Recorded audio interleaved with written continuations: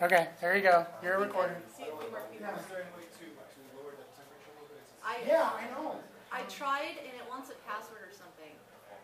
Yeah, let me get somebody up here. We'll get it lowered, okay? Thank you.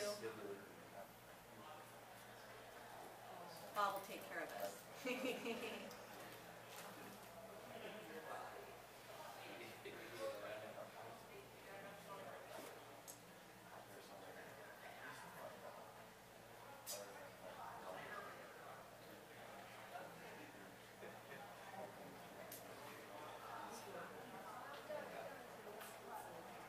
Oh, can you guys sign in at the paper right there? It's so I can get some names of who attended, because I'll be sending people some additional information over the weekend through Bob.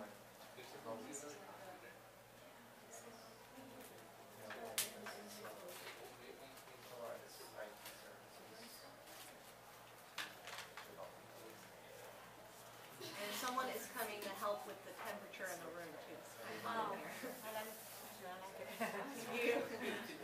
Usually I'm the one that's freezing, but it was worse earlier. It was really hot. Oh, really? Yeah. Well, downstairs really cold. Oh, really? So you're ready to thaw out.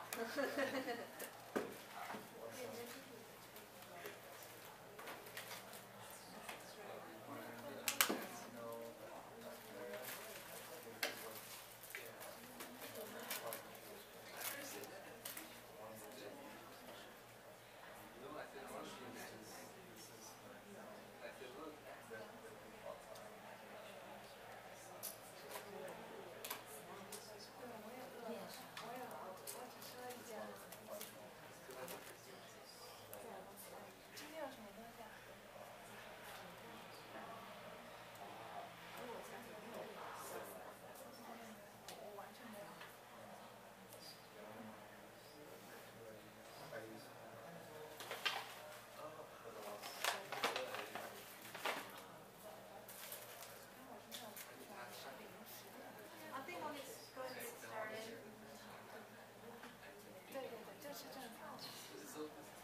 So for everyone here in the room, how many of you already have some basic understanding of what load runner does?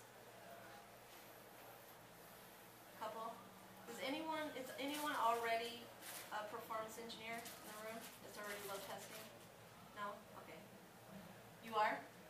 Okay. So this is like super basic load runner. So if you wanted to go to a different class, this is just basically. No, this is fine. I've never used this tool before, but I've used other tools. That's what kind of. You do use which ones were you using? We use JMeter. Oh, JMeter. Yeah, among other things. So this is kind of a. I was supposed to have 4 hours and I only have 1 hour. So basically, this is going through the load testing process and what's required from beginning to end. I'm lightly touching on the tools that load runner uses for the scripting tool, the controller and generators, and the analysis tool is just basically just explaining them through. So detailed information about load runners, I do offer classes, and that's why I've got your names up there so I can be in contact with you guys. And I also have a lot of links where there's free tutorials that you can go and self-teach if you wanted to. So I'll be sending that to all you guys probably Sunday night, Monday. Since everyone registered, we should have your email. And I put Sedona up here because it's pretty and I love Sedona. Basically, there's no other reason. I didn't want to steal load runners' copyrighted stuff. The load testing process. Basically, when you are going to start load testing any application or system, because you can have many applications within a system, so you're either system testing or just straight on the application itself, you need to gather requirements from your business team, or sometimes developers. There's different places where you can gather your requirements. And we'll get into each one of these in a little bit more detail later in the class. Once you have the requirements, and the requirements are, why are we load testing and what are we looking for? That was the information you used to plan your load testing. So you would plan what you're going to do how you're going to set up your scenario. And a scenario is a combination of scripts, and each script is simulating a user. So for example, if you take usairways.com, people at US Airways buy airplane tickets. So you may have one script that's buying airplane tickets and another script that's checking their flight information. And you would bundle all that together, and that would be your scenario. So you would want to plan how many people are buying tickets versus how many people are checking their flight information. So you may only have 5% of traffic on your website buying tickets and 90% checking flight information or shopping.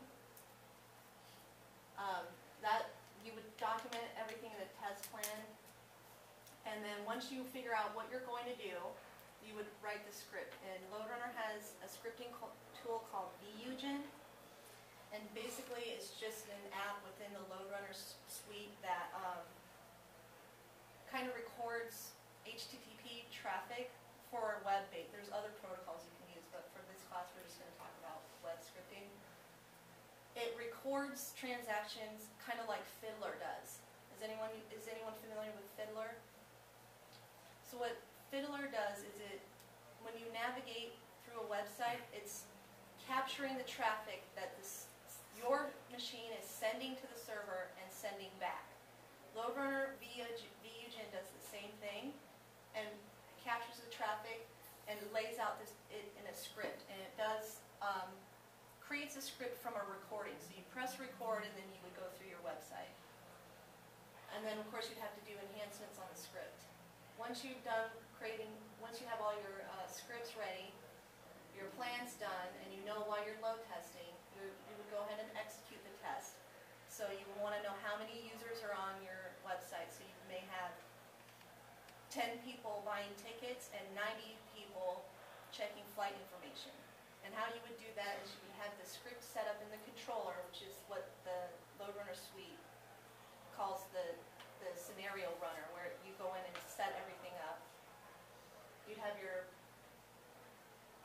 purchase, buy an airplane ticket script with 10 people, and you would have other settings you can put. Flight information script with 90 people, and there's some other settings you can set too. And then you would just go ahead and execute while you're watching the system.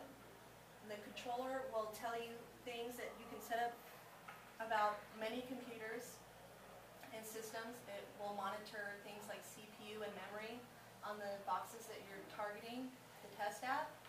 So it will tell you when you get up to 80 users that the CPU was up at 50%. Stuff like that, so that you can gauge with how much traffic you're placing on your system to how your system is reacting.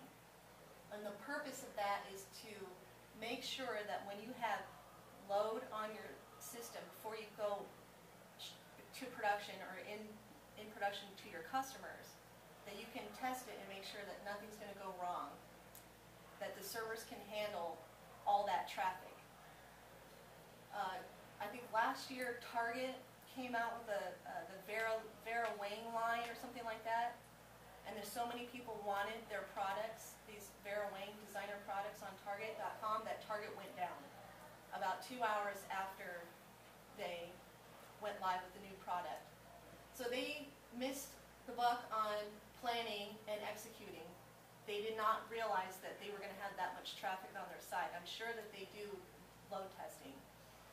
And then after you're done with your test, you would analyze your results. You would figure out if what the business told you the requirements were is actually what happened. And if it didn't happen, you have to figure out why the system couldn't handle the load, where the bottleneck was. Was it the application server? Was it the database? Was it the network? Is it the code? There's all kinds of things that LoadRunner will tell you that you can pinpoint the problem. Most of the time when you start load testing, a lot of your time is going to be spent scripting and then analyzing. Execution, pretty much, you might just load test for an hour. It might take you about 10 minutes to set it up. So requirements tell you the following things. So why are we load testing? Some of the examples may include, like Target's advertising their new line. They're going to have increased traffic on their site, and they want to make sure that they're not going to fall on their face when they release the line out to their customers. Where did they come from is an important question. If you are in an organization, they can come from different places. They should be most likely coming from stakeholders or stockholders of the application or product owners. Basically the person who owns that in the business side that wants to make sure that everything is going to be tested thoroughly and that there isn't going to be any problem when they turn it on in production.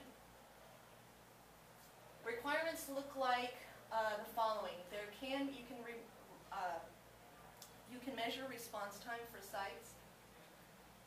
Usually that's the first thing you would hear. So they want to know how fast things perform. So is the home page less than 1 second when you have 2,000 users on the site? That's the kind of requirements you'll be gathering. Or another requirement could be, we have changed the code a little bit, we want to put it in production, but we want to run a 24-hour test to make sure we don't have any memory leaks. So the requirements are coming from people who are making the change. Usually there's some change involved in why you would be load testing something that's already existing in production. The other reasons why you would load test, if you're going to put something brand new out for users to use, you would test it thoroughly to make sure you don't have any problems.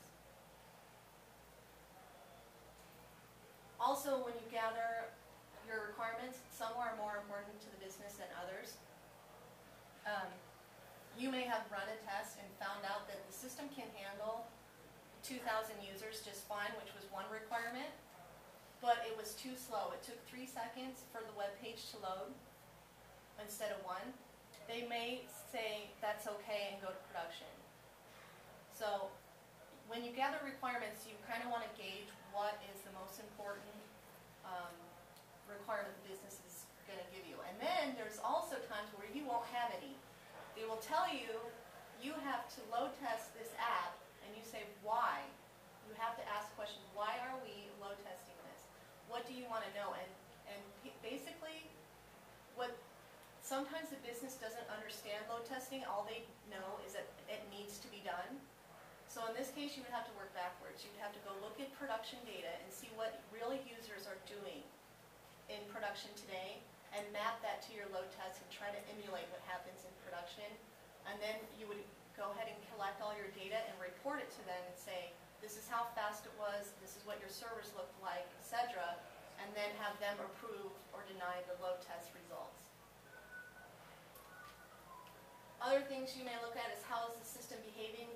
System admins may already know that once they get to 70% CPU that things don't behave well. So one of your requirements may always be on that system that you have to stay under 70% CPU. If you go over 70%, you're going to have to either add more hardware or change the code, and you shouldn't go into production because then you'll start having problems. What are the real users doing on the system is the hardest question I've asked.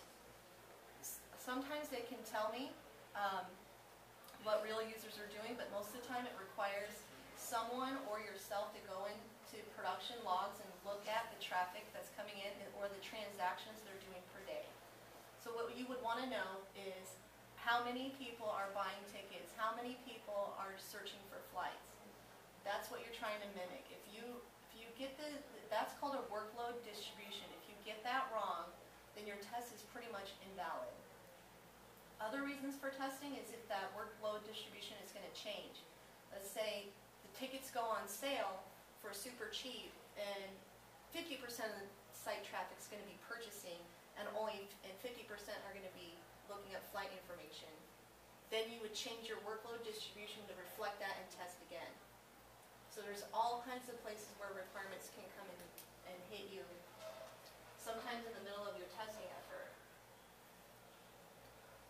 The planning phase is, once you've got your requirements, you need to plan your test so that it answers the questions asked in requirements gathering. So if you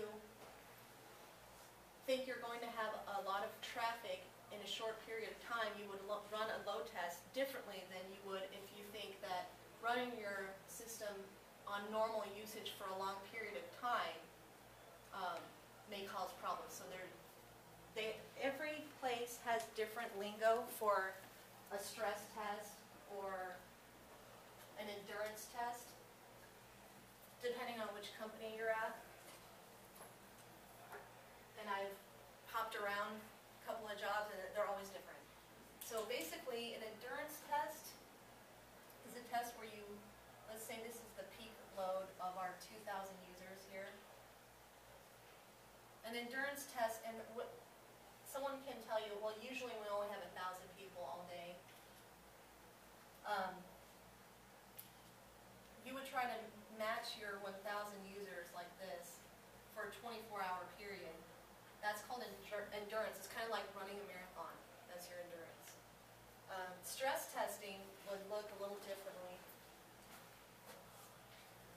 Stress testing, there's different variations, but basically you're going to start here and keep going until you break. Things, computers, smoke coming out of the computer boxes, you place too much traffic on your machines, and it can't handle the load. This is a good number. So some people want to know this number. Let's say this is 4,000. They can plan capacity from this. If there's 4 boxes in your test environment, here, there's the app servers and the systems underneath it, of course.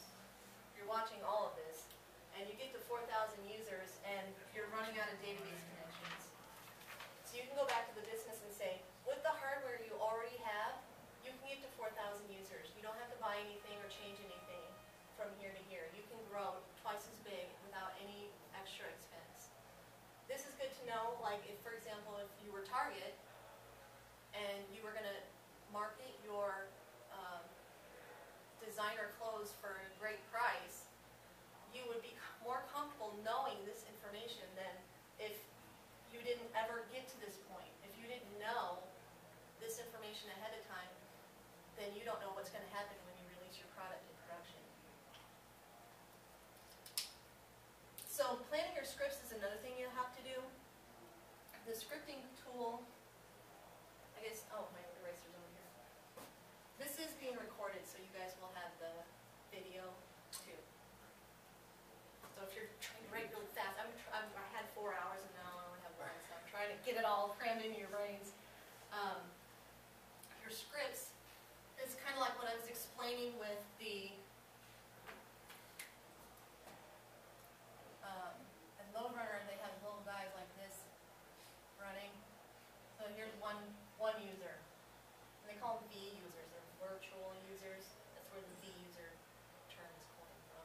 And they have VGen is the tool, so that's why they call them that. You know that some people are going to be doing different things. And he's going to hit the home, everyone will hit the home page. This guy's going to go off to page C and D, and then he's gone. So this could be shopping. Shopping would be, I'm going to go to usservice.com and see how expensive it is to get from Phoenix to Las Vegas. And normally what you would do is you would all go to American and see how expensive it is from Phoenix to Las Vegas. So you have a lot of people doing that. Very small amount of people are buying tickets. Most people are just looking all the time. Changing the dates, see if they can get it cheaper type thing. So this person is just shopping. Oh, no, that person's shopping. This person will be logging into their frequent flyer account, and then they're gone. They just want to see how many miles they have. And this person will go through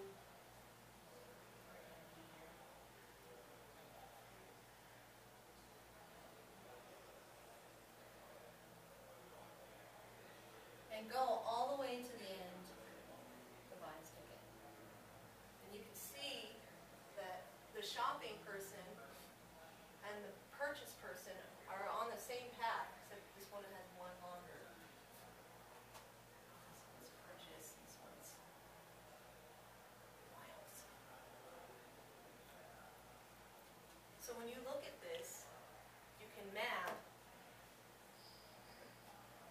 much traffic is on page F, how much traffic is on C, and everybody is on A.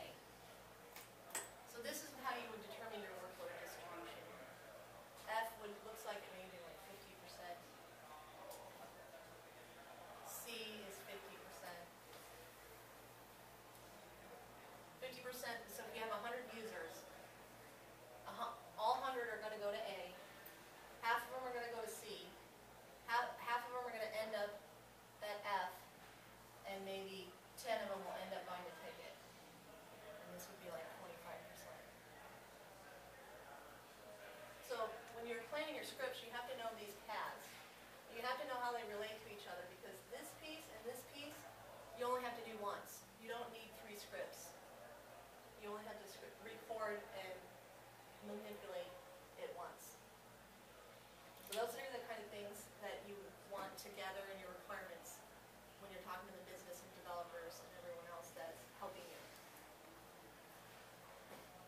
The other thing you need to know are there data constraints. If you buy this ticket, are you going to run out of tickets if you're load testing? If you're having 100 users running for 24 hours, are you going to run out of space on the airplane? If you're going to run out, you have to plan ahead and see either refund the ticket or back it out somehow so that you can keep going with your load test. Sometimes they might not have a credit card for you to test with, so you can't even do this. And those are the kind of things you need to know. And if you know that you can't get to this point, then you have to raise that as a risk to the business and say, I can load test for you, but I can't do this, and that's a risk. Everything that you gather in your requirements, you want to get the business to sign off on. You want approval before you even start testing. Because if you load test something and you say it's good, and you know that this isn't getting tested, they go to production and everything falls down. And U.S. Airways makes like $14 million in an 8-hour period. That's not good. You don't want to be the guy that didn't let everyone know. So you write it up in a good test plan and you either email it or get some proof that everyone's on the same page and it's approved, that the risks are noted.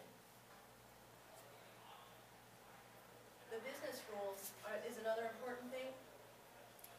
So if there's a G page out here, the business rules, these are business rules. You can't get to the flight information page without getting to the home page, or you may be able to. You need to know that if there's constraints with, you have to hit this page before you go to this page. If you don't have to, you can just, you can do all kinds of stuff with your script if you just want to hit one specific web page and you don't care about home page, you just go straight to it. Those kind of things you'd like to know when you ask for your requirements as well. You need requirements for the actual results of your test. You're going to need requirements telling you these points. If they're data constraints, business rules, and that tells you how you're going to mimic real usage in production. You want to try to be as real as you can, because that's what's going to happen when on go live day. That's what's users are going to do. So you need to know as much as you can ahead of time. I should have brought my notes over here so I can click through.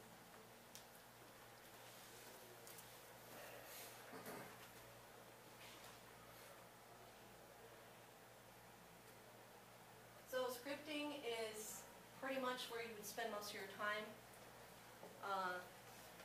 The tool is for scripting is pretty useful. It looks kind of like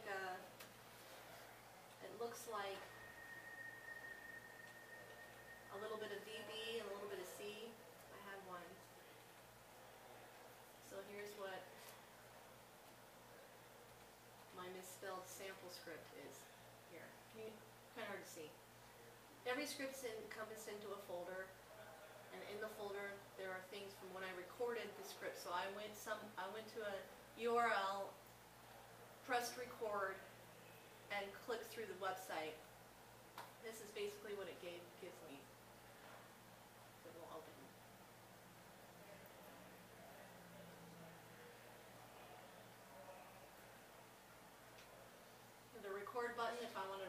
some more.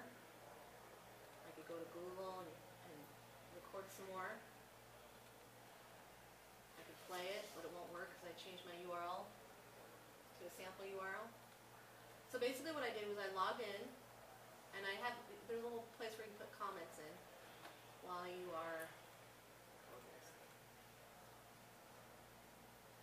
in the process of scripting. So let's say you are at the home page and you know you're going to log in, you hit the comment button, type log in, and then go ahead and log in. So you know that this bit of code here is a login.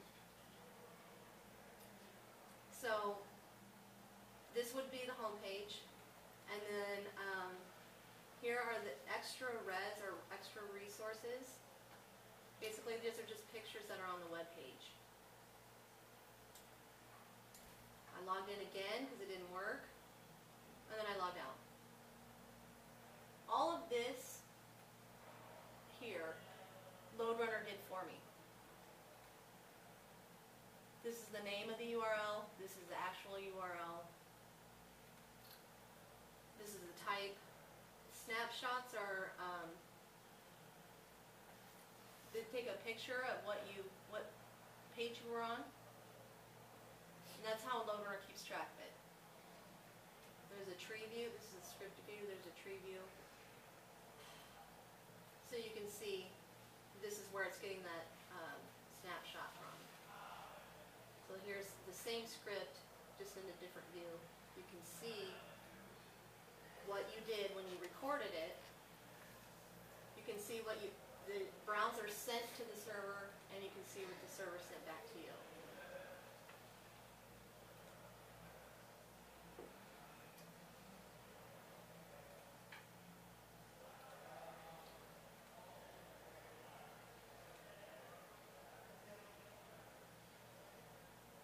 So once you've figured out what you're going to script for, each script usually is designed to simulate a user. So you may have a script for shopping, you'd have a script for viewing miles, and you'd have a script for buying a ticket. Now there's other instances where you would have a system that has multiple applications on it. So you may be running in an environment where there are people entering timesheet, entering their timesheet in. So they're putting hours into their timesheet so they can get paid. There's another person that may be every 2 weeks running payroll so that it all calculates out and pays people. Other HR process, people enrolling in their benefits. So there's different applications that people are using on the same system. That would call for different scripts as well. You would orchestrate all applications to run at the same time based on their real usage. And you may target specific transactions. For example, the users entering their timesheet complain that it's slow when you run payroll. And payroll may run its job, its process on the system for 3 hours. If you can capture that in a load test and tell the business when we run payroll, people entering their timesheets, their web page takes 20 seconds to load instead of 1 when you don't run payroll. You may choose to run payroll at midnight or at a different time, or separate the process from the system to alleviate it. Or they may do nothing, but at least you know what's going on. So there are instances where there's different roles. So you may have an admin role, you may have a student, you may have an instructor role. Those would call for different scripts as well within one application. And then of course we talked about different workflows. This is the easy part. You create the scenario with your workload distribution. Basically, you would have your scripts here.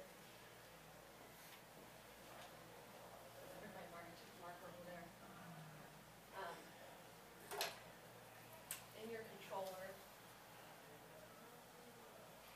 basically,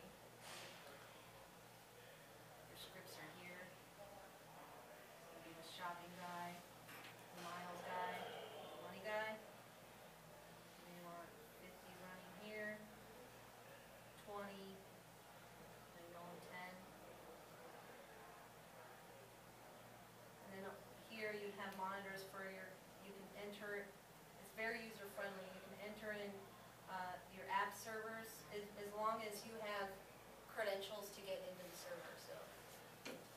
set it up that you'll see your graph here of your users going up or whatever, and then your response time depending on which graph you like. Basically, you're just setting it up with your scripts, telling it how many you want each script to run.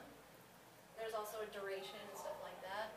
You press play and it starts running, then you just watch it play out. If you start seeing errors, you can stop it, or if you were anticipating errors, you can keep running.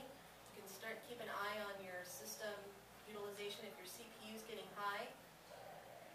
When you watch it, sometimes in instances you can let it run and not watch it, but when you're watching it, you want to know, well, when I got up to 20 users, the CPU just spiked all of a sudden.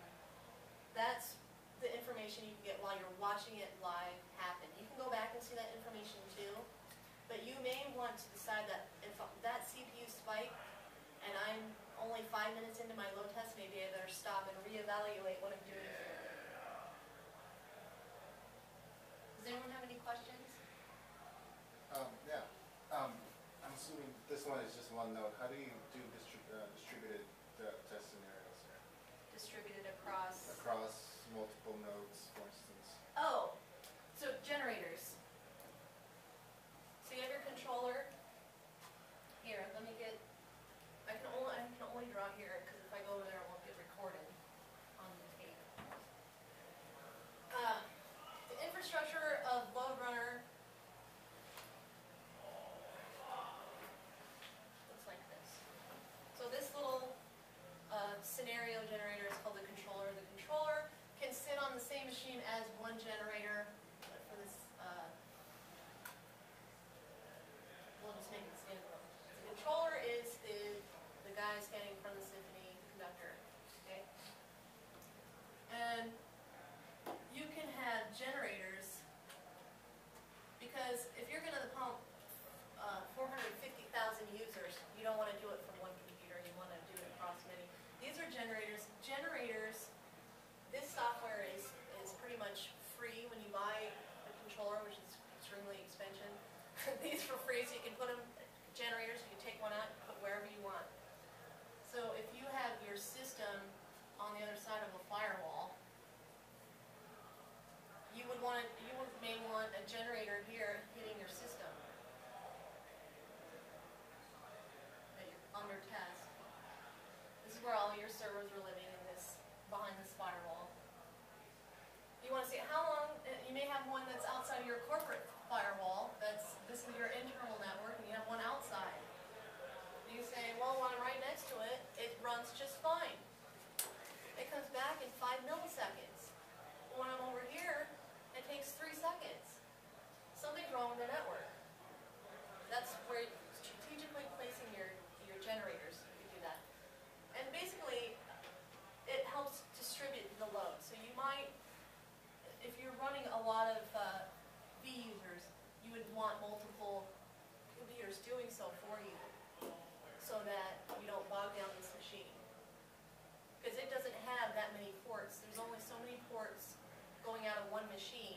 Eventually you're just going to use all the ports on your own machine, and you can't push that much traffic out of one box. You only have one connection. But if you spread it out across computers or generators, you just, times by 4 how much you can push out with your hardware. These don't have to be very fancy computers. Some people, you can actually install generator software on my laptop, and they can point to it and start load testing for my laptop, and I wouldn't even know unless it's really slow.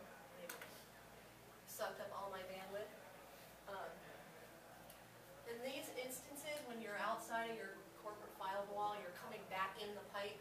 You have to be careful when you're doing large traffic outside of your network, because you might have real production users sharing the same pipe as you, and you don't want to fill up the pipe with your traffic, because then it would just get slow for them. So understanding the system that's under test is really important for planning your load test, scripting your load test, and playing around with your setup of your load runner environment. Sometimes you get to a company, it's already set up for you, or sometimes you get to build it and figure out where you would like things placed. Most of the time, it's standard to have a generator right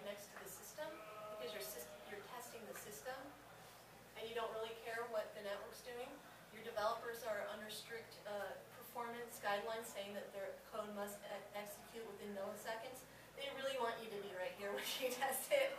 So most of the time, it's kind of a load runner rule of thumb from a long time ago. So that's how you would distribute the load across your. I'm assuming that the server you're hitting would be a mimic of your production That server? is ideal and doesn't happen often.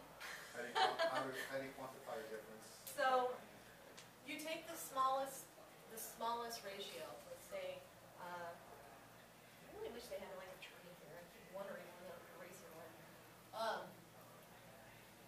We'll just go by layers. I'm not going to draw a bunch of. We have an app form. Because I'm facing the same scenario when I got current job, so it's. Okay, so you have in the database. How many layers do you have? You might have some middleware platform piece in here. Well, we are running our servers in Amazon. Oh, you're in the cloud. In the cloud, yeah. So your test environment is in the cloud? We try to mimic as much as we can for our production. We do a initial test, performance testing with our testing box, just to see if it's able to handle the load. But afterwards, we do need to go and test it. So you would take, if this is, oh, I missed it. This is production, and this is your test environment. Let's say, this is 1:1, this one's half the size, and this one is 1/14. You may be limited to 1400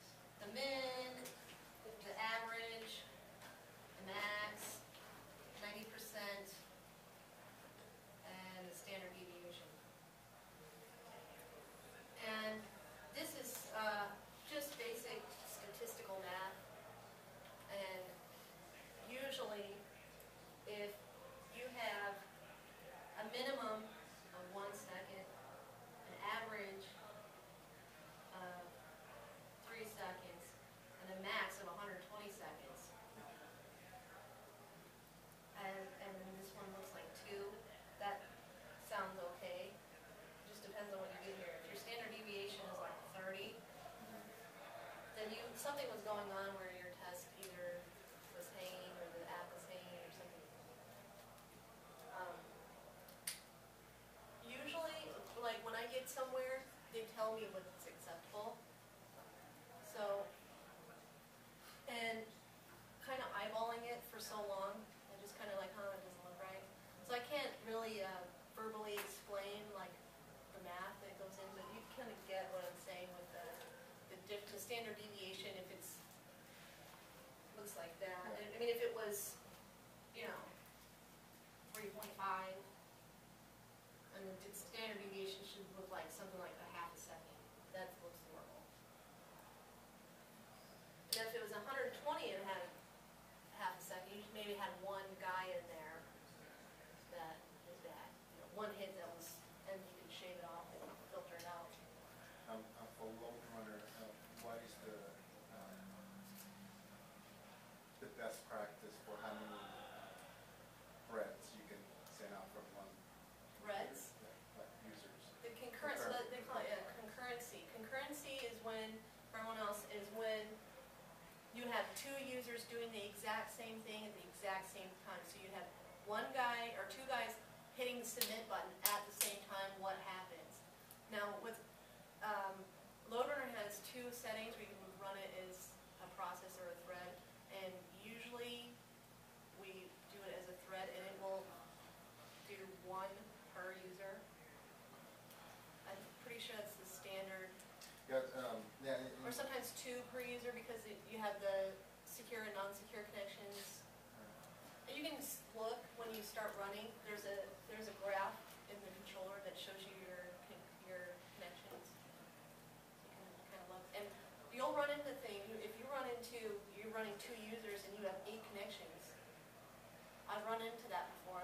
Why are you doing that? And they're not letting them go. So what it's trying to do is emulate a browser.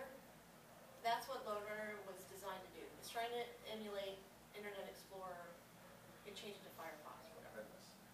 So if it's, it usually is 2, unless it's, you got one hanging around with a session or something. It's not cleaning up. So. because I've never used the tool, that's why I'm trying to compare what I'm doing now to like load runner.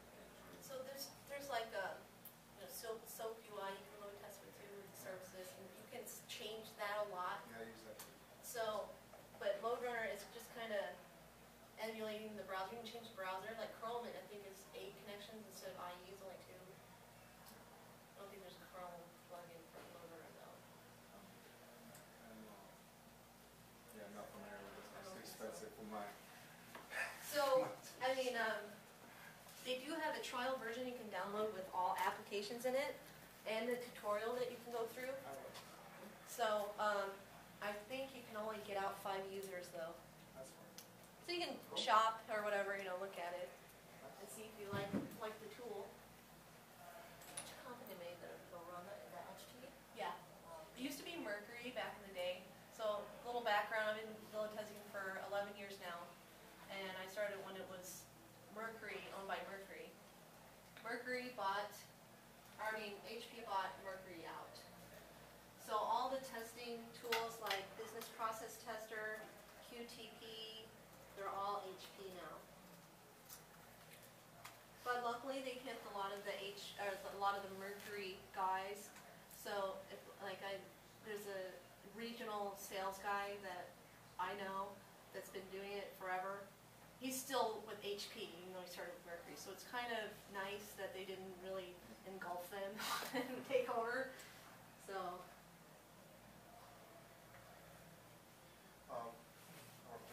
What percentage of people use LoadRunner as opposed to other tools?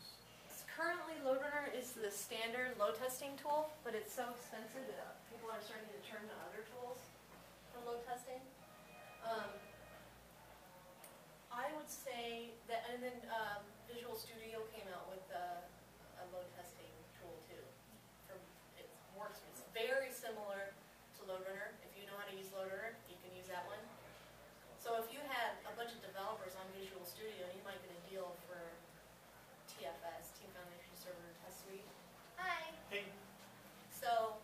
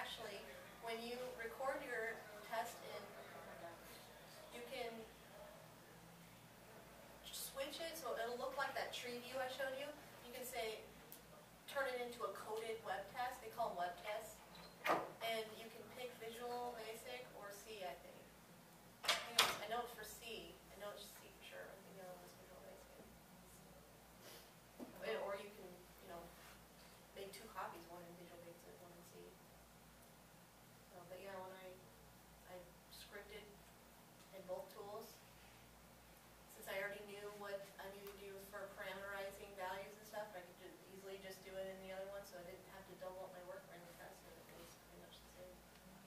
One of the same. I didn't pound it with lots of load though, because I couldn't do that where I was, so I haven't seen it, you know, with lots of traffic yet, but when I ran a pretty nominal load, it was pretty similar. So what all does this TFS contain? So it's Test Suite, Visual Studios Test Suite.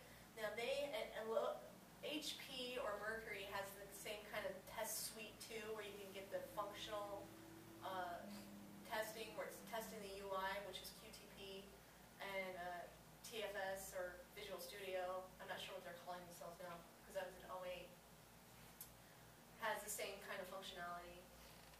Load Runner for HP and it's web test for them. And then you have you can write bugs in TFS, and you can write bugs in Quality Center, which is an HP product, and all their products talk to each other, same. So they kind of got into this. You can even put requirements. Have a manual test run. Yes, everything's fine. Run a load test. It's all mapped to this requirement, so the business can go in and look and say, what happened? Did I meet this requirement? Yes, it passed the manual test. Yes, it passed load testing. Or no, it has a bug connected to it. So it's kind of like this product life cycle suites is what they're calling it. I think HP just changed their Quality Center to ALM, Application Life Management, or Life Cycle Management. Yeah. Quick question. I'm assuming the load runner is capturing the data, the response time from the server. Yeah. In your experience in your environment, what type of analytical tools that you use for capturing the data at the server, like memory? Oh, okay. So things of that nature? SiteScope is a tool that you can plug in with Load Runner. So Load Runner, or you can